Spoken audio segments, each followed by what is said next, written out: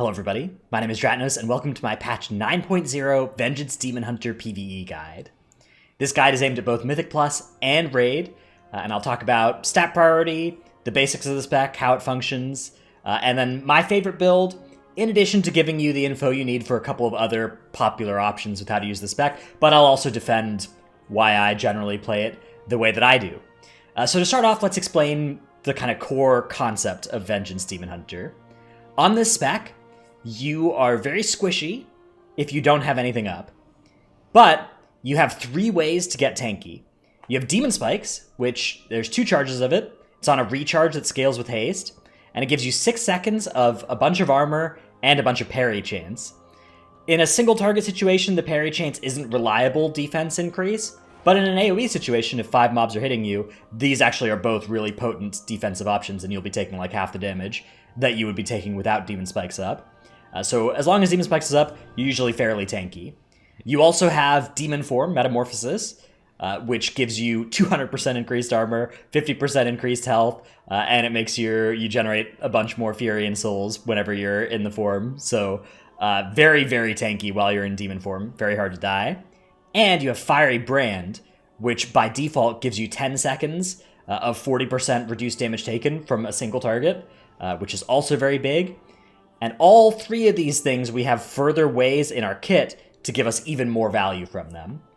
So Fiery Brand, for instance, we play my favorite legendary, Fiery Soul, gives you 2 seconds of cooldown reduction every time you consume a soul fragment with Soul Cleave, which means 4 seconds per cast of Soul Cleave, assuming you have enough souls out to do that.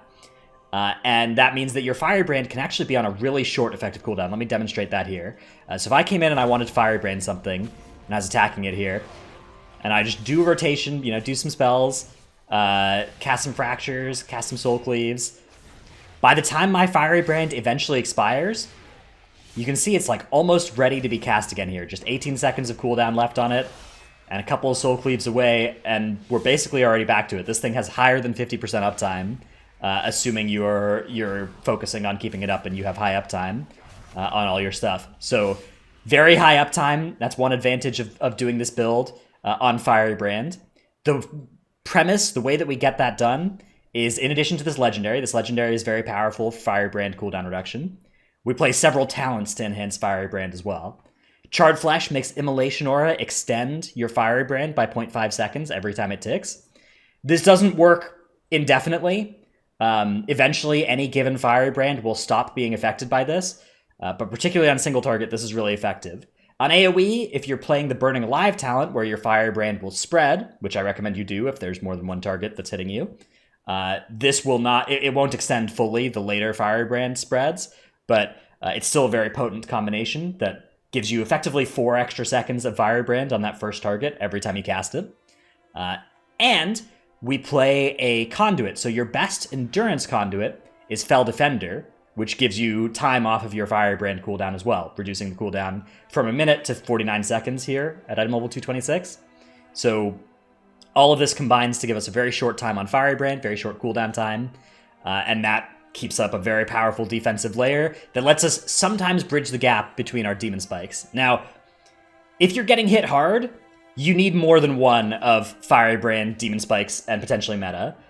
You might need both of those up at the same time. If you're not getting hit very hard, don't overlap your different defensives. Make sure that a lot of Demon Hunters I'll see run in and they'll be like, all right, Fiery Brand, Demon Spikes, attack, and, Fell Devastation while both of these are up, right? Because of Demonic, Fell Devastation is going to turn us into a demon for 6 seconds. Very powerful defensive cooldown.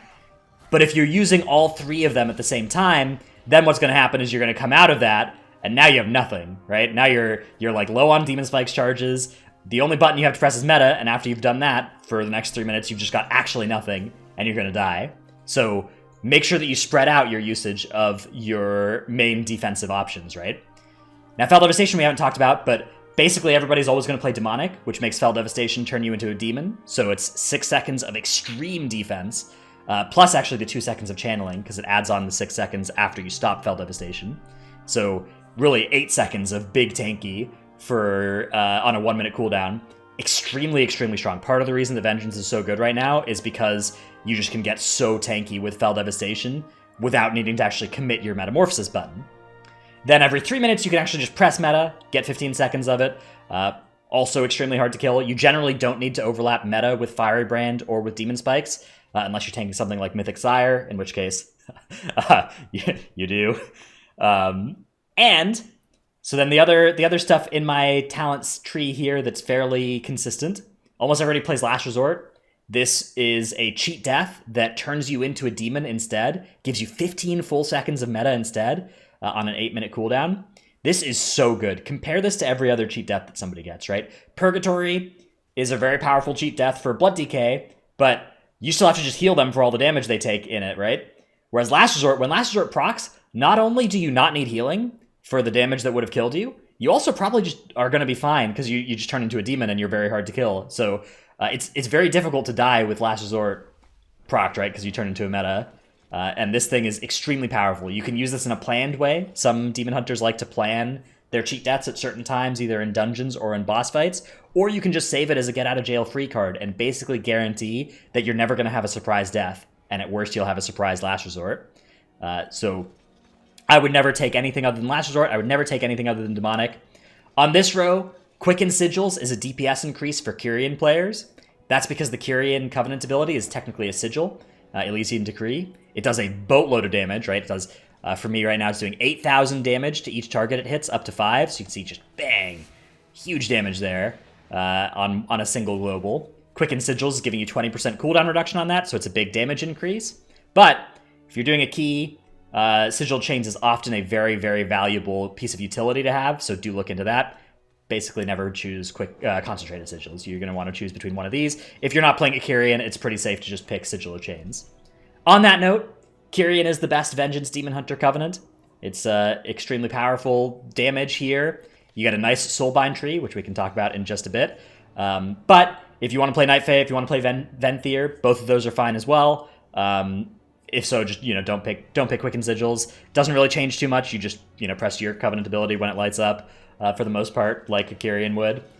If you're Kyrian, you do want to save your Elysian Decree for AoE when possible, right? So you can hold it a little bit for when there's going to be a couple extra targets. But for the most part, it's on a short enough cooldown that you just want to fire this thing off and don't let it sit on cooldown too much, like I do sometimes. This row, Fracture is also a default option here. Feed the Demon is something that people sometimes get baited into, but Fracture is really, really, really good. If you're used to not having it, the playstyle can feel a little awkward because it turns your Shear, which is the default ability you get here, into something that has charges, right? So you'll run out of charge. You can't just spam Shear like you can with Feed the Demon up. But it effectively gives you a double Shear every single global, right? You're generating twice the souls and actually more than twice as much Fury every single cast.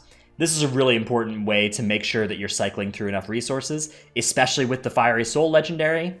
You need Fracture to make sure that you're getting back to your Firebrands. You get back a lot slower without it.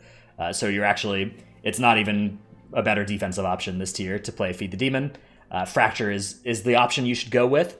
And basically the way it works is, okay, your Fracture is going to give you 25 Fury and 2 Lesser Soul Fragments.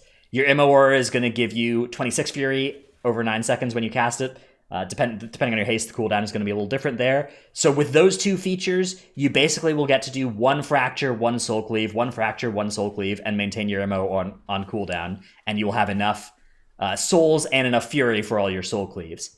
Soul Cleave costs 30 Fury, so a little bit more than Fracture gives, but MOR is giving you some extra Fury to make up for it. And it consumes up to 2 Soul Fragments to heal you for each Soul Fragment consumed. You want to make sure with this build that you are consuming those 2 Soul Fragments every time you cast Soul Cleave, ideally. If you have extra Fury but you don't have extra souls on the ground, you're going to want to make sure that you Fracture first, usually, before Soul Cleaving. Soul Cleave does not heal you for very much, but it heals you for more, heals you for 3 times as much by default if it's consuming Soul Fragments, and the act of consuming a Soul Fragment also heals you. A lot of people don't know this exactly how it works, but each Shattered Soul heals you for 6,000 by default. That's the Soul Fragment, not a Lesser Soul Fragment. A Lesser Soul Fragment is the stuff you shear. A Soul Fragment is the stuff that enemies leave on the ground when they die. So yeah, it heals you for 1% of your max health, or 6% of all damage taken in the last 5 seconds, whichever is bigger. So it scales with your incoming damage, which is a really nice part of this. plus you're getting the healing from the Soul Cleave, right? So you're healing for, with my numbers here, 900 per Soul Cleave, plus 900 for each of the 2 Soul Fragments Soul Cleave consumes, plus the healing of those 2 Shattered Souls themselves, which is going to be minimum 2% of your maximum health, or 12% of all damage taken in the last 5 seconds, right? So you're going to want to consider your souls to be a resource. By default, this is not actually always easily done. I'll share the weak ore package I'm using here is called Afinar's UI in the middle. Very good weak ore package. Luxthos also has a good one. Both of those will show you your souls in a nice, easily tracked way. And you can see here I actually have this bar in the middle that basically fills up to show the amount of souls that I have here. And that, you want to treat it like a resource. It is sometimes worth knowing where they are as well so that you can walk over them, because walking over them will also consume them. But you would rather consume them with Soul Cleave than with walking over them in 99% of cases. So try not to walk over them and try and consume them at roughly as soon as you generate them to avoid walking over them. One way that I have a little bit easier to see where they are is a glyph of Fell Touch souls. This turns them into these green souls, which for me is a little easier to see. There's actually a couple different glyphs that you can try out and see what is easiest for you to see on the souls, but that's a little thing. Now, with this build, you will generate more souls than Fury. That's because, so we talked about how by default you're kind of at equilibrium, right? Fracture plus Immo plus Soul Cleave all naturally mean that you roughly stay neutral on souls and Fury. But if you're playing Kyrian, you have Elysian Decree, which gives you 3 soul fragments and no Fury. And you have Fell Devastation, which costs 50 Fury and no souls. So both of those are things that will give you more souls than Fury and give you a little bit of wiggle room to pick some up naturally by walking over them. If you would ever generate a soul fragment when you're at 5 soul fragments already here, so you can see here I have 5 on the ground. If you would ever generate another one, so if I cast Fracture here, it will immediately consume 2 of them for free. So you don't lose them, you do lose the benefit of soul cleaving them, which is the extra healing that Soul Cleave gets for consuming soul fragments, and notably with this build, the cooldown reduction on Fiery Brand. So you do want to avoid doing that when possible, but it's natural with this build to do it a little bit, because, as we talked about, the equilibrium tilts a little bit in favor of soul generation away from Fury generation. Now that can change if you decide you want to play a little bit more of an offensive build. Spirit Bomb, for instance, is an offensive talent that you can play to do a bunch of damage. This lets you consume up to 5 soul fragments for only 30 Fury. And so by using this, you're going to end up having more Fury than souls, assuming you Spirit Bomb at 5 soul fragments. If you do want to play this build, it will do a lot of damage, and you're going to want to press your Spirit Bomb button at 5 fragments, and usually that'll end up being at 100 Fury. And then you're going to want to cast some Soul Cleaves with no souls, just so that you can burn your Fury bar back down, and then start generating Fury and souls again, then Spirit Bomb, Fracture, and repeat like that. Notably, if you're doing that, this legendary is going to have no effect, right? So it's not a great legendary if you're going full offense. You can still play Spirit Bomb, and then what you can do is you can just choose between whether you're going to be casting Spirit Bombs or whether you're going to save your soul fragments for the additional healing and cooldown reduction associated with using them with Soul Cleave, and do it on a case-by-case basis. But either way, you're either losing some value on the talent or on the legendary at any given time, and that it's a fine way to play if you're trying to squeak out a little bit of extra damage. My belief is that in general, you should choose tankiness first this expansion. Both Mythic Plus and Mythic Raid hit really hard, and even if you're not playing something where you're dying, if you need 1 less global from your healer, they actually have some pretty good healing damage globals this expansion, and so you know, you could be doing a Spirit Bomb, but if that means your Shaman's going to have to cast two Healing Surges on you instead of 2 Lava Bursts, that's actually damage lost across the raid. So my belief is that you want to optimize for tankiness first, and then after you've cleared the content, if you're doing something that's easily on farm, that's when you can start going for like Spirit Bomb, an offensive legendary, which we haven't talked about yet, but let's talk about that now. If you want to play an offensive legendary build, Razalix Defilement here is a great one for Kyrian. Even though it only reduces the cooldown on Elysian Decree by 2 seconds, it's still the best damage one for Kyrian. If you're not playing Kyrian, something like Collective Anguish, or even if you are playing Kyrian, this is a fine one as well for some extra damage. Razalix Defilement does change your rotation a little bit. You're going to want to not cast Sigil of Flame because you want this cooldown reduction to land on Elysian Decree rather than on one of your other sigils. And you also want to avoid casting your utility sigils, Sigil of Misery and Sigil of Silence, whenever possible, for damage as well. Now, Razak's Defilement plus Spirit Bomb is the highest damage you can do. There is a little bit of inherent tension between the two, because of course Fury that you spend on Spirit Bomb is Fury you can't spend on Soul Cleave, which means that you're not going to get as much cooldown reduction on Elysian Decree as if you were Soul Cleaving. But if you do it the way that I mentioned, where you build up to 100 Fury and 5 Souls, then you cast Spirit Bomb, and then you cast 2 Soul Cleaves with no souls out, that will still get you some value from this legendary, because unlike the Fiery Soul legendary, Razak's Defilement isn't looking for your Soul Cleave to consume souls, it's just looking for you to cast it. So you can cast it with 0 souls and just be focusing on damage, and that will work out just fine. Again, my belief is that you should play a defensive build for almost all cases this expansion, and I would always advise, if you're ever unsure about what to do, just go as tanky as you can, and it's much better to be too tanky than not tanky enough this expansion.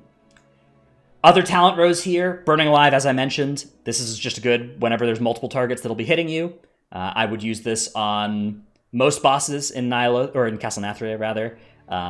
Excluding Stone Legion Generals, if you're tanking just one, which the Demon Hunter often does on that fight on Mythic, and Sludge Fist, of course, single target fight. Those are good encounters to just be running Fallout instead. Fallout's going to give you extra Lesser Soul Fragments, which give you quite a bit of healing, as we mentioned, right? 6%. Each Lesser Soul Fragment you shear, or in this case, Immolation Aura, you'll get 6% of your maximum health eventually when you consume, or sorry, 6% of the damage taken in the last few seconds, or 1% of your maximum health, right? Whichever of those is bigger. So this is a talent that scales its healing with the damage you're taking. Whereas Feast of Souls over here, this is good if you're taking light damage because it's just reliable, flat healing. But anytime you're taking like Mythic Raid or high M+ levels of damage, Fallout will generally be a better option, even on single target, compared to Feast of Souls. On this row, Agonizing Flames is the best damage option when combined with the Growing Inferno Potency Conduit, which is your best potency conduit for damage, assuming you are playing that. Immolation's Aura's damage increases by 15% each time it does damage, which means you can see I walk up here, Immolation Aura, it's starting to hit for 300 or whatever, 700 crit, 400, and now it's climbing. And by the end of the Immolation Aura here, you can see it's actually doing quite a bit of damage all by itself on every single tick. This is really good as well in Torghast, by the way, that conduit. There's something that just makes your Aura permanent every time it does damage, and just by pressing Aura, you can just run through the floor, and your Aura will be ticking for like 10k by the end. So, a little side note there. The other good potency conduit is Repeat Decree for Kyrian. If you're playing Fae or Venthyr, I think that your potency conduits that are Covenant-specific for you are also good. This is a little bit more burst damage, but the Growing Inferno will generally be a little bit more sustained damage, assuming you are taking Agonizing Flames. Of course, you can eventually play both, and I could indeed right now play both if I didn't want to play double Endurance on my tree. The Endurance conduits that are good for you, as I mentioned, Fell Defender, generally Abyss. Shattered Restoration gives you an increase in healing of Shattered Souls, which, as we mentioned, does scale with the damage taken on the encounter. Viscous Ink also scales with damage taken because it's a DR, so both of these work well even in high Mythic content, which is nice. They're not flat, they're scaling with incoming damage. Viscous Ink will generally be better, assuming that roughly 25% or more of the incoming damage on a fight is magical. Otherwise, you'll want to go with Shattered Restoration for the defensive throughput there. You can always run the math yourself on a log and see which of these would be more effective healing. But the numbers I ran with these item levels, it turned out to be roughly that 20-25% mark, where Viscous Ink would pull ahead of Shattered Restoration. Roaring Fire, not really a necessary one. Fell Devastation's already tanky enough. You don't really need this thing. Demon Muzzle, this is just strictly worse Viscous Ink at the same item level. It's the same magic DR, but only after Sigil of Silence ends on enemies. This thing is basically useless. Finesse Conduit's also pretty much all garbage for Vengeance. If you do want to play one in PvE, it'll usually be Fellfire Haste.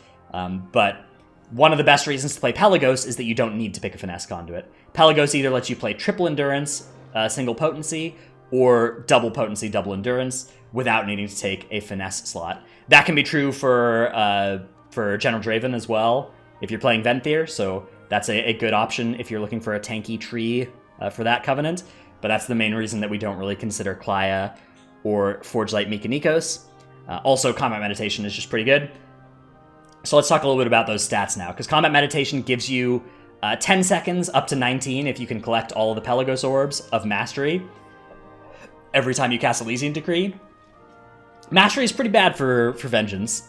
It makes your Demon Spikes better, increases the armor bonus of Demon Spikes, but generally you don't need that so much as you need to increase the uptime of Demon Spikes or make you more survivable when Demon Spikes is down. And Mastery doesn't accomplish either of those things, so this is a stat that I minimize and generally try to avoid. It's nice to get a big chunk of it, though, on your Elysian Decree. It can turn your Demon Spikes now into a much more tanky effect, right? You can see just with that there now, I've got a lot more armor with my Demon Spikes up, right? So here I'm at 2,800 armor, and then once my Pelagos expires, I'll be down to 2,500, right? So I get an extra 300 armor with the Mastery bonus there of Pelagos with Demon Spikes up. It's a nice little bonus. I would avoid Mastery on gear whenever possible. Critical Strike gives you extra damage. It's a great stat for damage, and it increases your parry chance, so it does have some defensive utility, again, especially against a lot of small attacks that are hitting you. Against something that just hits hard every 2 seconds, you don't really want to be relying on something like parry, because, you know, if you're pulling a boss 100 times and you're relying on a 20% parry chance or something to try and live, and counting that as a 20% DR, there's going to be a lot of pulls where you just get unlucky and die. So basically, I wouldn't really factor in the defensive value of this very much at all for single target, and I would also minimize this stat, which leaves haste and versatility. Versatility is great all-around defensive increase. I have a lot of it here just because it's on PvP gear. All the PvP gear is heavy verse, and all my items are PvP gear basically this expansion, because that's because Blizzard decided that items would drop from PvP and not from raid this expansion. Haste is actually a better stat though. I'd rather have slightly more haste than verse, and just have all my items have maybe like 60% haste and 40% verse budget on them. Haste is really strong with this build. Not only does it reduce the cooldown on Demon Spikes, increasing your uptime on Demon Spikes, it also reduces the cooldown on Immo Aura, which is good damage, extra fury. It also reduces the recharge on Fracture, which lets your rotation be more fluid, lets you cycle through there faster, gives you global cooldown reduction as well, so you're just going to be more nimble, and it's giving you cooldown reduction on Fiery Brand through your legendary, right? If you're doing your rotation faster, you're going to be getting more cooldown reduction through the Fiery Soul legendary, and so basically, haste is a huge scaler on your defense, and is very valuable. Haste and versatility, two insanely good stats. Haste more so than verse. I'm fully gemmed and enchanted for haste, and if I could, I would convert 500 of my verse rating into haste. I'd rather be the flip side of these two stats, but mostly you're just going to want to go with item level, because agility, stamina, armor all scale your defense as well, and so don't sacrifice more than a couple item levels to optimize between your good stats. And you can sacrifice a little bit more to avoid like crit mastery and go into haste verse, but don't sacrifice too much. You really do just want those item levels where possible. As far as trinkets go, defensive trinkets are what I would recommend. Again, defense. Go all the way on defense if you can, and then start moving into offense as you get the opportunity to. The Cheat Death Trinket from Sun King's Salvation, very good extra layer of defense. For most cases, you're not going to need this, but if you're doing high keys, if you're doing Mythic Sire Denathrius, you actually will need this as well as Last Resort. The way this works with Last Resort is Last Resort will proc first, and then the next time you would die, Splintered Heart will proc. So if your Last Resort has already been procced, try and stand off of your melee so that you don't kill them if your Splintered Heart procs. That's something that can happen. Sanguine Vintage, this is the Sire Denathrius Trinket. I use this thing. This is really nice. This heals you for more than a health potion every single minute with the Absorb up front. Usually, the Absorb will get eaten through anytime you want to use this, but sometimes if you're like kiting and you're out of range of your healer, you actually will get the benefit of the double value from the Absorb timing out with stuff still left on you. Most of the time when you use this thing, though, you're ignoring that second part, and it's just an Absorb shield on you for 16k, which, you know, pretty good. Even better if you can get the Mythic version. Other than that, there are some great trinkets that you can find in all sorts of places. Stuff like the Spires of Ascension, Haste on use thing, a great effect, right? Haste is a great stat. It's got defensive value because it's going to filter you back to your cooldowns, your defensive options. The Blood Spattered Scale from The Other Side, a very strong defensive trinket. Scales well into AoE, great on single target as well. If you can get that out of your weekly box, that is a jackpot option there. And then there's just a bunch of randomly good trinkets. There's a couple good offensive trinkets you can find. There's some hybrid ones, kind of like Hateful Chain, I guess. The Sludgefish trinket does sort of well there. In my opinion, these two or the Other Side trinket are the ones I would go with for progression, for hard stuff, and then start switching to offensive trinkets when you feel like stuff is really well on farm. Okay, I think that's all the stuff I wanted to talk about here. Now we're reaching the point in the video where if I realize while I'm editing the video that I forgot something, I will mention it. You'll see a nice little cut here where I come in a couple hours later and explain something that I forgot about, but I tried to remember everything that I could about the spec. Let me know what I missed in the comments below. Let me know if there's any questions you still have about the inner workings of the Vengeance Demon Hunter. This spec is really, really, really powerful, this expansion. My biggest piece of advice to beginner players of the spec is don't overlap all your defensives unless you need to, and if you don't have any defensives available, run away. Your spec is very good at running away, particularly on fights where you need to run away a lot. You can take Abyssal Strike instead, opt out of the Growing Inferno, go for the Repeat Decree as your potency instead, and just Abyssal Strike and you can run away really, really often. I use this on Council of Blood because that's a fight where the tank kites, for instance, for the last minute of the fight, and that was really valuable there. So yeah, that's another option on that row. Yeah, I think I've covered just about everything I wanted to here. Hope this video helped. Again, let me know stuff in the description. Check out my Twitch stream, twitch.tv/Ratnos. Remember to like and subscribe and stuff. Tell all your friends about this incredible one-take production quality guide where I just ran around the Kyrian order hall and talked about stuff rather than made any graphics or anything. Thanks everybody for watching. I'll see you in the next one. Bye.